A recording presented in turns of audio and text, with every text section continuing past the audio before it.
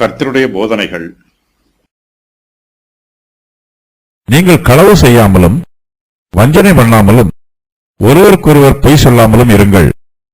என் நாமத்தை கொண்டு பொய்யான இடுகிறதினால் உங்கள் தேவனுடைய நாமத்தை பரிசுத்த குலைச்சல் ஆக்காமலும் இருப்பீர்களாக. நான் கர்த்தர். பிறனை ஒடுக்காமலும் கொள்ளையிடாமலும் இருப்பாயாக.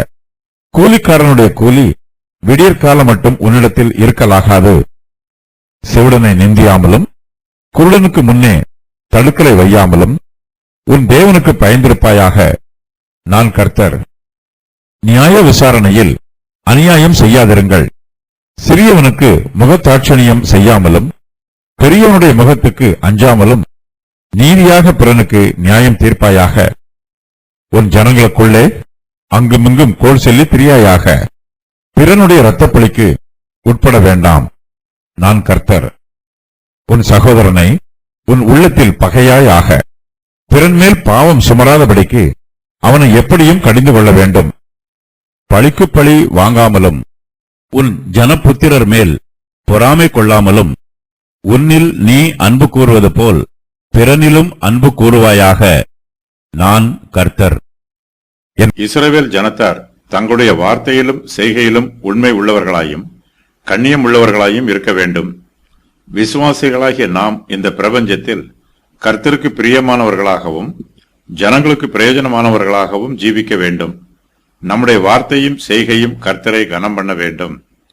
நீங்கள் களவு செய்யாமலும் வஞ்சனை பண்ணாமலும் ஒருவருக்கொருவர் பொய் சொல்லாமலும் இருங்கள் என்று கர்த்தர் சொல்லுகிறார். நாம் மிகப்பெரிய ஐஸ்வர்யவான்களாய் இராமல் பொருளாதார ரீதியாக நடுத்தர குடும்பத்தாராய் இருக்கலாம். நம்மிடத்தில் எவ்வளவு ஐஸ்வர்யம் இருந்தாலும் அது நேர்மையாகவும் உண்மையாகவும் சம்பாதித்ததாக இருக்க வேண்டும். அநியாயமாய் சம்பாதித்த ஐஸ்வர்யம் நிலைத்திருக்காது. பிறரை வஞ்சித்து சம்பாதித்த ஐஸ்வர்யம் நமக்கு மெய்யான ஆசீர்வாதமாய் இருக்காது. கர்த்தருடைய ஜனமாகிய நாம் அவருடைய நாமத்தை கனம் பண்ணி மகிமைப்படுத்த வேண்டும். கர்த்தருடைய நாமம் பரிசுத்தமானது. என் நாமத்தை கொண்டு பொய்யானை இடுகிறதினால் உங்கள் தேவனுடைய நாமத்தை பரிசுத்த குலைச்சல் ஆக்காமலும் இருப்பீர்களாக. நான் கர்த்தர் என்று கர்த்தர் சொல்லுகிறார். தேவனுடைய நாமத்தை அவசரப்பட்டு ஆணையிடக்கூடாது. பொய்யை மெய்யாக்குவதற்காக தேவனுடைய நாமத்தை வீணாக பயன்படுத்தக்கூடாது. நாம் பிறருடைய உரிமைகளில் தேவையில்லாமல் தலையிடக்கூடாது. நமக்கு நியாயமாக சொந்தமானதை மாத்திரமே நாம் அனுபவிக்க வேண்டும். பிறருக்குரியதை நாம் அபகரிக்க முயற்சி பண்ணக்கூடாது. பிறரை வஞ்சிக்க கூடாது. நம்மிடத்தில் வேலை செய்கிறவர்களுக்கு நியாயமான கூலி கொடுக்க வேண்டும். அதையும் குறிப்பிட்ட நேரத்திற்குள் கொடுத்துவிட வேண்டும். கூலிக்காரனுடைய சம்பளத்தை அபகரிப்பது கர்த்தருக்கு விரோதமான பாவம். பிறனை ஒடுக்காமலும் கொள்ளையிடாமலும் இருப்பாயாக. கூலிக்காரனுடைய கூலி விடியற்காலம் மட்டும் உன்னிடத்தில் இருக்கலாகாது என்று கர்த்தர் சொல்லுகிறார். கூலிக்காரன் அன்றாடம் வேலை செய்து தன்னுடைய குடும்பத்தை பராமரிக்கிறான். ஆகையினால் அவன் செய்த வேலைக்குரிய கூலியை உடனடியாக தாமதம் பண்ணாமல் கொடுத்துவிட வேண்டும். ஒரு சிலர் சமுதாயத்தில் தரித்திரராகவும் செல்வாக்கு இல்லாதவர்களாகவும் வீரமில்லாத கோழைகளாகவும் இருப்பார்கள். அவர்களால் தங்களுக்கு தாங்களே உதவி செய்து கொள்ள முடியாது. நாம் அப்படிப்பட்டவர்களுடைய பாதுகாப்புக்கு இடையூறாக இருக்கக்கூடாது. அவர்களை அச்சுறுத்தும் வண்ணமாக பேசவோ செயல்படவோ கூடாது. செவிடனை நிந்தியாமலும் குருடனுக்கு முன்னே தடுக்கலை வையாமலும் உன் தேவனுக்கு பயந்திருப்பாயாக. நான் கர்த்தர் என்று கர்த்தர் சொல்லுகிறார். தேவன் தரித்திரனுக்கும் கூலிக்காரனுக்கும் கரிசனை உடையவர். அதே வேளையிலே அவர் ஊனமுற்றவரிடத்திலும் அன்போடும் கரிசனையோடும் இருக்கிறார். செவிடனுக்கு காது கேட்கவில்லை என்பதற்காக அவனை சபித்து விடக்கூடாது. குருடனுக்கு பார்வை தெரியாது என்பதற்காக அவனை நிந்திக்க கூடாது. அவர்களால் எதிர்த்து நிற்க முடியாது. அவர்களுடைய பலவீனத்தை நமக்கு சாதகமாக பயன்படுத்திக் கொள்ளக்கூடாது. நாம் நம்மை நேசிப்பது போல பிறரையும் நேசிக்க வேண்டும். ஒவ்வொரு இஸ்ரவேலனும் தன்னிடத்தில் அன்பு கூறுவது போல பிறனிடத்திலும் அன்பு கூற வேண்டும் என்பது தேவனுடைய சித்தம். செவிடன் என்னும் வார்த்தை இயற்கையாகவே கேட்கும் திறமையை இழந்தவர்களையும் நாம் பேசுவதை கேட்க முடியாமல் தூரத்தில் இருக்கிறவர்களையும் குறிக்கும். நாம் தூரத்தில் இருக்கிறவர்களுக்கு விரோதமாக கோள் சொல்லக்கூடாது. அவர்களுக்கு விரோதமாக நாம் பேசும் நிந்தையான பேச்சுக்களை அவர்கள் கேட்க மாட்டார்கள் என்று நினைத்து நமக்கு இஷ்டமானதை நாம் பேசக்கூடாது. நம்முடைய வார்த்தையில் உண்மை இருக்க வேண்டும்.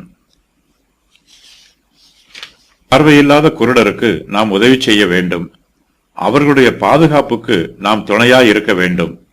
நாம் பிறருக்கு உபகாரம் பண்ணாவிட்டாலும் உபத்திரவம் பண்ணாமல் இருக்க வேண்டும். குருடனுக்கு முன்னே தடுக்கலை வைக்கக்கூடாது.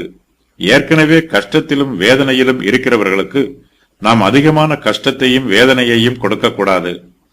நாம் குருடருக்கு உதவி செய்ய வேண்டும். குருடனுக்கு முன்பாக தடுக்கல் வைக்கப்பட்டிருந்தால் நாம் அந்த கல்லை அவனுடைய பாதையில் இருந்து எடுத்து அப்புறப்படுத்த வேண்டும். யூதர்கள் பொதுவாக குருடனுக்கு முன்னே தடுக்கலை வைக்க மாட்டார்கள். யூதர்கள் மாத்திரமல்ல, மனிதாபிமானம் உள்ள யாரும் இப்படிப்பட்ட தீய செயலை செய்ய மாட்டார்கள்.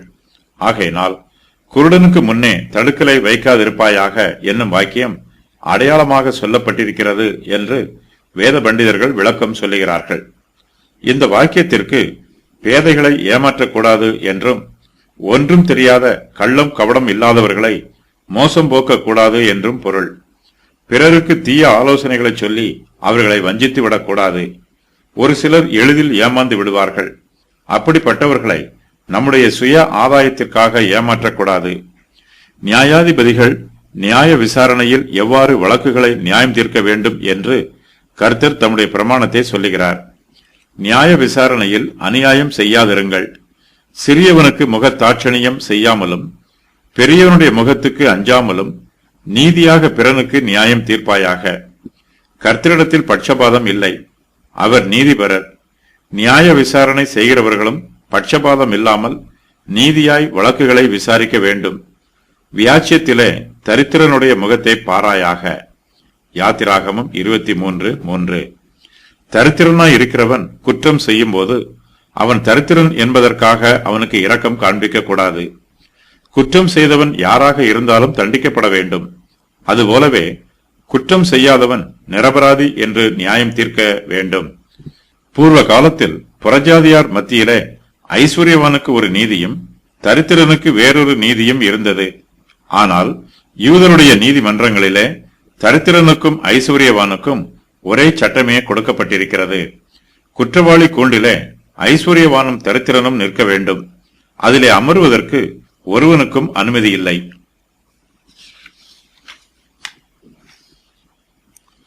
என் சகோதரரே, மகிமையுள்ள நம்முடைய கர்த்தராகிய இயேசு கிறிஸ்துவின் மேலுள்ள விசுவாசத்தை பட்சபாதத்தோட பற்றிக் கொள்ளாதிருப்பீர்களாக. யாக்கோபு 2:1.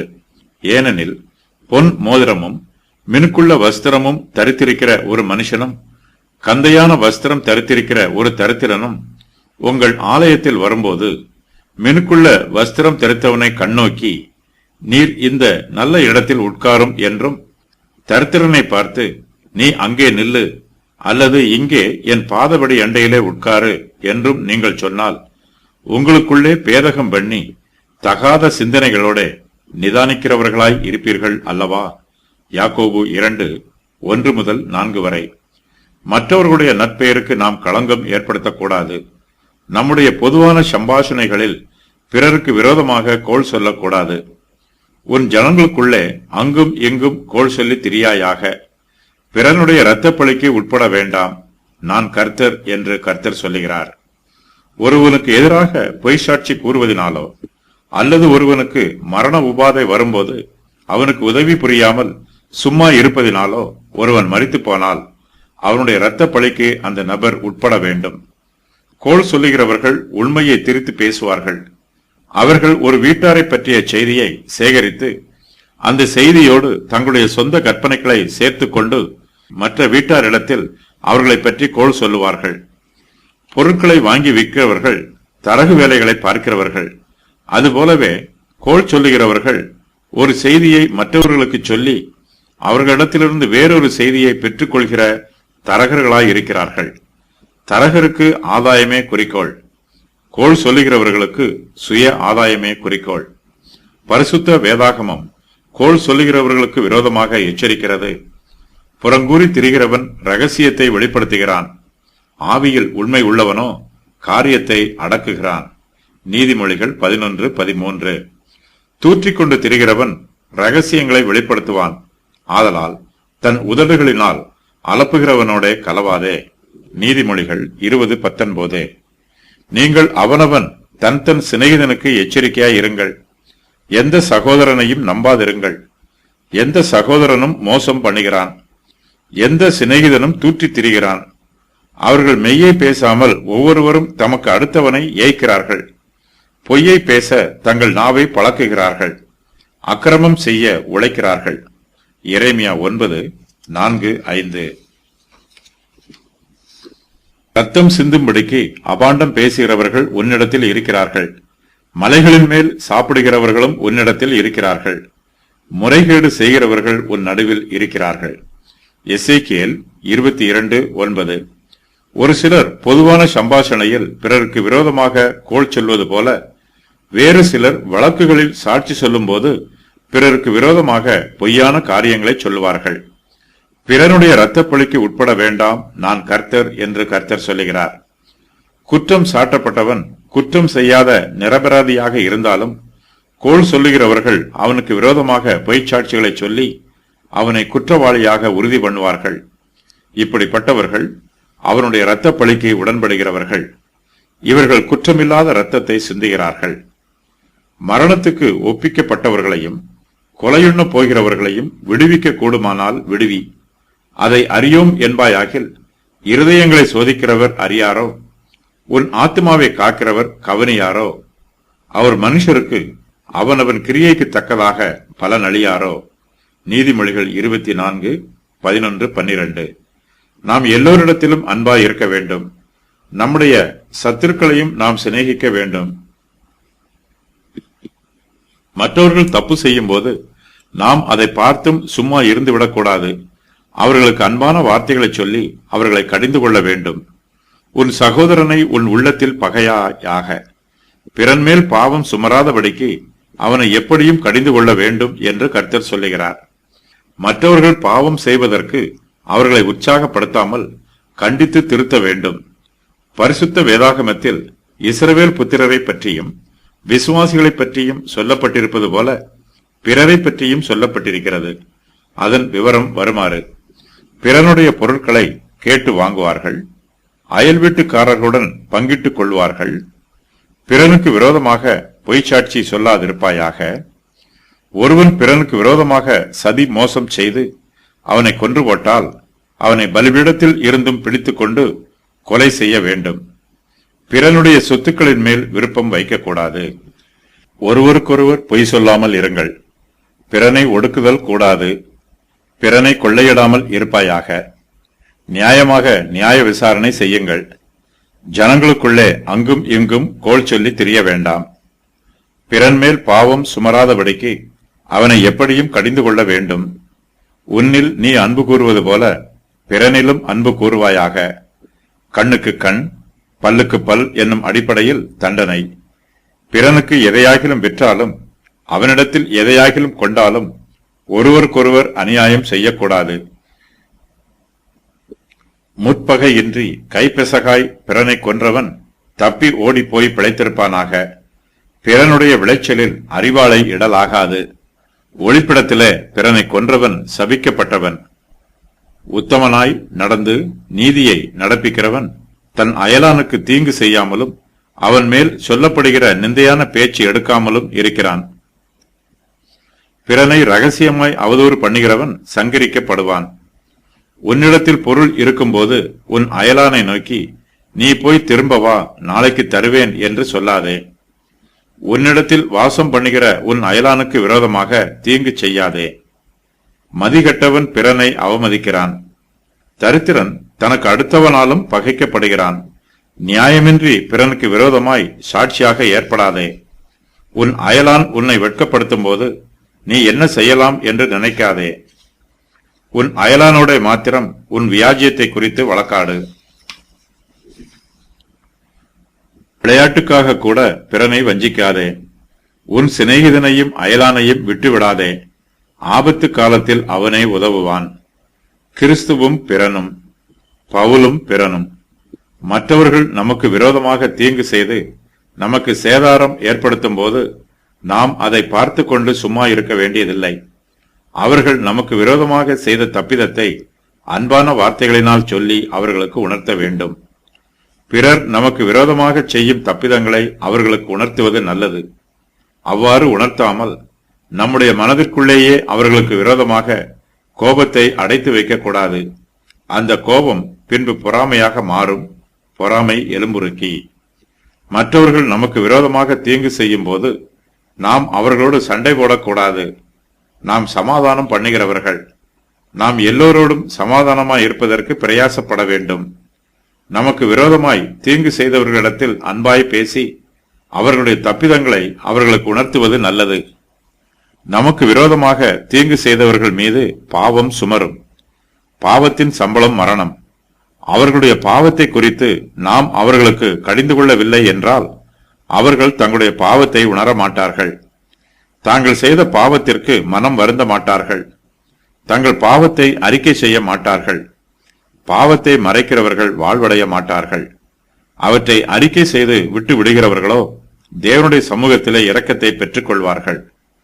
நமக்கு விரோதமாக தீங்கு செய்தவர்களும் தேவனுடைய இரக்கத்தை பெற்றுக்கொள்ள வேண்டும் என்னும் நல்ல நோக்கத்திலே நாம் அவர்களுடைய பாவங்களை அவர்களுக்கு கடிந்து சொல்ல வேண்டும். உங்களை குறித்து எச்சரிக்கையாய் இருங்கள். உன் சகோதரன் உனக்கு விரோதமாக குற்றம் செய்தால் அவனை கடிந்து கொள். அவன் மனஸ்தாபப்பட்டால் அவனுக்கு மன்னிப்பாயாக. லூக்கா 17:3. மனுஷனுக்கு விரோதமாக பாவம் செய்கிறவன் கர்த்தருக்கு விரோதமாகவும் பாவம் செய்கிறான். நாம் பாவத்தை சிநேகிக்க கூடாது. ஆனாலும் நாம் பாவிகளை சிநேகிக்க வேண்டும். பாவிகள் மீதும் நாம் அன்பு கூர்ந்து அவர்களுடைய பாவங்களை அவர்களுக்கு கண்டித்து உணர்த்த வேண்டும். சகோதர சிநேகத்தோடு ஒருவரை ஒருவர் கடிந்து கொண்டு புத்தி சொல்லுவது மிகவும் நல்லது. கடிந்து கொள்வதற்கு அன்பே ஆதாரமாயும் பிரதானமாயும் இருக்க வேண்டும். கோபத்தினால் கடிந்து கொள்வது சண்டை போடுவதற்கு சமம். அன்பினால் கடிந்து கொள்வது ஊழியம் செய்வதற்கு சமம். நீதிமான் என்னை தயவாய் குட்டி என்னை கடிந்து கொள்ளட்டும். அது என் தலைக்கு எண்ணெயைப் போல் இருக்கும். என் தலை அதை அல்ல தட்டுவதில்லை. அவர்கள் இக்கட்டுகளில் நான் இன்னும் ஜெபம் பண்ணுவேன். சங்கீதம் 141:5. நாம் நம்மிடத்தில் அன்பு கூறுவது போல பிறனிடத்திலும் அன்பு கூற வேண்டும். இது கர்த்தருடைய பிரதான கற்பனை. பழிக்கு பழி வாங்காமலும் உன் ஜனபுத்திரர் மேல் பொறாமை கொள்ளாமலும் உன்னில் நீ அன்பு கூறுவது போல பிறனிலும் அன்பு கூறுவாயாக. நான் கர்த்தர் என்று கர்த்தர் சொல்லுகிறார்.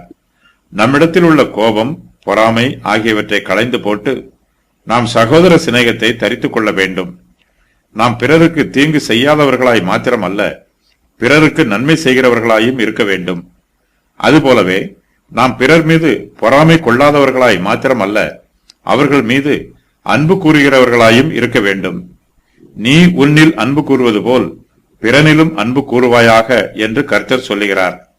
நமக்கு எதுவெல்லாம் தேவை என்று நாம் நினைக்கிறோமோ அதுவெல்லாம் மற்றவர்களுக்கும் தேவை என்று நினைக்க வேண்டும். நம்முடைய சுயநலத்தை மாத்திரம் நாம் பார்க்காமல் மற்றவர்களுடைய நலத்தையும் நாம் பார்க்க வேண்டும். ஆதலால் மனுஷர் உங்களுக்கு எவைகளை செய்ய விரும்புகிறீர்களோ அவைகளை நீங்களும் அவர்களுக்கு செய்யுங்கள். இதுவே நியாய பிரமாணமும் தீர்க்க தரிசனங்களுமாம். மத்தேயு 7:12. உங்களைப் போல நானும் பேசக்கூடும். நான் இருக்கும் நிலைமையில் நீங்கள் இருந்தால் நான் உங்களுக்கு விரோதமாக வார்த்தைகளை கோர்த்து உங்களுக்கு எதிரே என் தலையை துலுக்கவும் கூடும். ஆனாலும் நான் என் வாயினால் உங்களுக்கு திடன் சொல்லுவேன். என் உதடுகளின் அசைவு உங்கள் துக்கத்தை ஆற்றும். யோபு 16:4-5. மற்றவர்களுக்கு நன்மை செய்யும் வண்ணமாய் நம்முடைய சுய ஆசைகளை வெறுக்க வேண்டும். நான் ஒருவருக்கும் அடிமைப்படாதவனாய் இருந்தும் நான் அதிக ஜனங்களை ஆதாயப்படுத்திக் கொள்ளும்படிக்கு என்னைத்தானே எல்லோருக்கும் அடிமையாக்கினேன் என்றும், யூதரை ஆதாயப்படுத்திக் கொள்ளும்படிக்கு யூதருக்கு யூதனைப் போலவும் நியாயப்பிரமாணத்துக்கு கீழ்ப்பட்டவர்களை ஆதாயப்படுத்திக் கொள்ளும்படிக்கு நியாயப்பிரமாணத்துக்கு கீழ்ப்பட்டவனைப் போலவும் ஆனேன் என்றும், நியாயப்பிரமாணம் இல்லாதவர்களை ஆதாயப்படுத்திக் கொள்ளும்படிக்கு அவர்களுக்கு நியாயப்பிரமாணம் இல்லாதவனைப் போலும் ஆனேன். அப்படி இருந்தும் நான் தேவனுக்கு முன்பாக நியாயப்பிரமாணம் இல்லாதவனாயிராமல் கிறிஸ்துவின் பிரமாணத்துக்கு உள்ளவனாய் இருக்கிறேன் என்றும், பலவீனரை ஆதாயப்படுத்திக் கொள்ளும்படிக்கு பலவீனருக்கு பலவீனனைப் போலானேன்.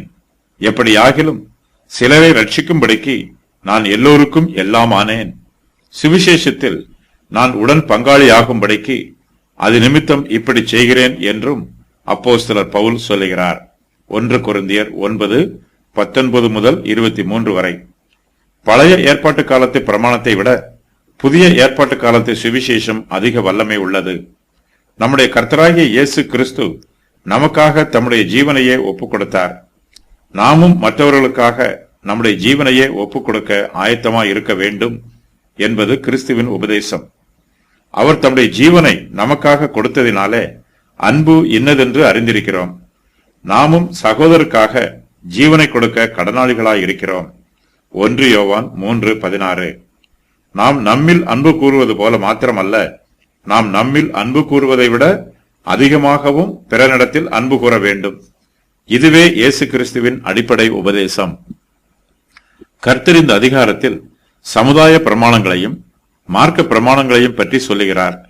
அதன் விவரம் வருமாறு: களவு செய்யாமல் இருங்கள், வஞ்சனை பண்ணாமல் இருங்கள், பொய் சொல்லாமல் இருங்கள், என் நாமத்தை கொண்டு பொய்யான இடாதிருங்கள், தேவனுடைய நாமத்தை பரிசுத்த குலைச்சல் ஆக்காமல் இருங்கள், பிறனை ஒடுக்காமல் இருங்கள், பிறனை கொள்ளையிடாமல் இருங்கள், கூலிக்காரனுடைய கூலியை தினந்தோறும் கொடுத்து விடுங்கள், செவிடனை நிந்தியாமல் இருங்கள், குருடனுக்கு முன்னே தடுக்கலை வைக்காதீர்கள், தேவனுக்கு பயந்திருங்கள், நியாய விசாரணையில் அநியாயம் செய்யாதிருங்கள், சிறியவனுக்கு முகத்தாட்சணியம் செய்யாதிருங்கள், பெரியவனுடைய முகத்துக்கு அஞ்சாமல் இருங்கள், நீதியாக பிறனுக்கு நியாயம் தீர்ப்பாயாக, கோள் சொல்லி திரியாதிருங்கள், பிறனுடைய இரத்தப்பழிக்கு உட்பட வேண்டாம், உன் சகோதரனை உன் உள்ளத்தில் பகையாயாக, பிறன் மேலும் பாவம் சுமராதபடிக்கு அவனை எப்படியும் கடிந்து கொள்ள வேண்டும், பழிக்கு பழி வாங்காதிருங்கள், உன் ஜனபுத்திரர் மேல் பொறாமை கொள்ளாதிருங்கள், உன்னில் நீ அன்பு கூறுவது போல் பிறனிலும் அன்பு கூறுவாயாக, என் கட்டளைகளை கை கொள்வீர்களாக, உன் மிருக ஜீவன்களை வேறு ஜாதியோட பொலிய விடாயாக, உன் வயலிலே வெவ்வேறு வகையான விதைகளை கலந்து விதையாயாக, சணல் நூலும் கம்பளி நூலும் கலந்த வஸ்திரத்தை உடுத்தாதிருப்பாயாக.